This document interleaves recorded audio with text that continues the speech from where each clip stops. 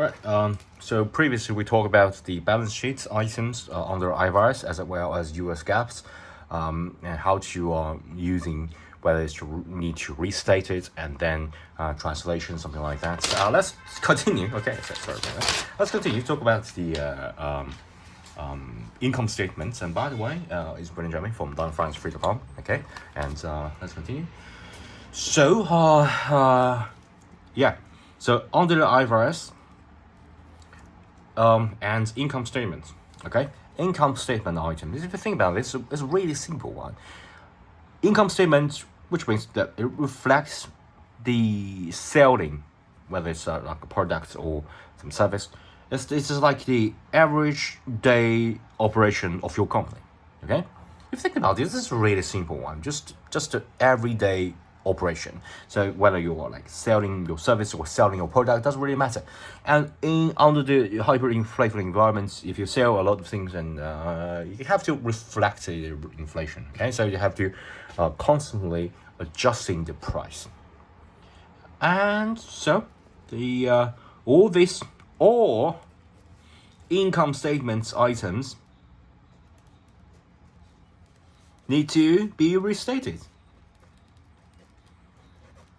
Because it's sort of like you're selling the product, and the purchasing power of the product is like a non-monetary asset. Okay, so that thing doesn't change. It's just a money depreciation. So like you can sort of treat this as a thing traded for a thing, and this thing is your product. This thing is money.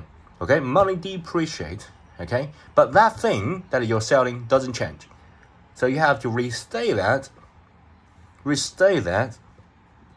this thing according to the sort of hyperinflationary environment. You can't use this because it depreciates a lot. Okay, you have to restate that to here, and then you trade it. Okay, so you change it. Restate it means that you sort of using this new money. Okay, new kind of a thing. Okay, because it's like use this thing A to trade thing B. Okay, you use the new thing B to represent the purchasing power here. Okay, you sort of trade it here. That means restate it, and then you use the new foreign exchange rate to change that to another currency. Okay, so yeah, so the all income statement item needs to be restated, and of course they will have a net. So why I'm saying net because you can get a foreign exchange rate gain or loss. So the gain or loss, okay, and this gain or loss is like arising from mainly because if you like non-monetary assets, mainly the gain or loss is from holding monetary assets. If you got a non-monetary asset, so for example, like under some extreme scenario, the company does not hold anything that does not hold any money at all. So everything will be reinstated and change according to the new foreign exchange rate. So it doesn't really matter that much. So it doesn't have any gain or loss because everything is restated. But if you're holding mainly holding monetary assets or monetary liabilities, mainly I think monetary liabilities is bigger than monetary assets. But that's a completely different story. So if you're holding monetary, whether it's the asset or liabilities during the period of hyperinflation, you have to have get something like net foreign exchange gain or loss, okay? And that gain or loss, it's not foreign exchange gain or loss, yeah. That gain or loss will go directly.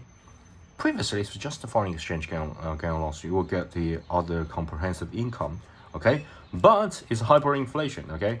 So under the hyperinflation, how do you say hyper? Okay, hyperinflation. It will just to realize that in the net income, okay? You want to show that. You won't show that. You don't want to hide it because it's just something going on here. You invest in a certain country, that country involved some hyperinflation.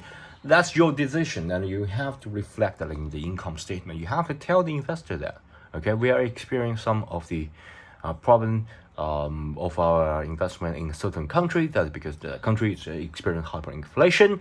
We did not see that coming, so we have to record that in the income statement rather than hide that indeed on the OCI. Okay, so I hope that helps. Please give me a thumb up and subscribe to my channel. Okay, thanks. Bye.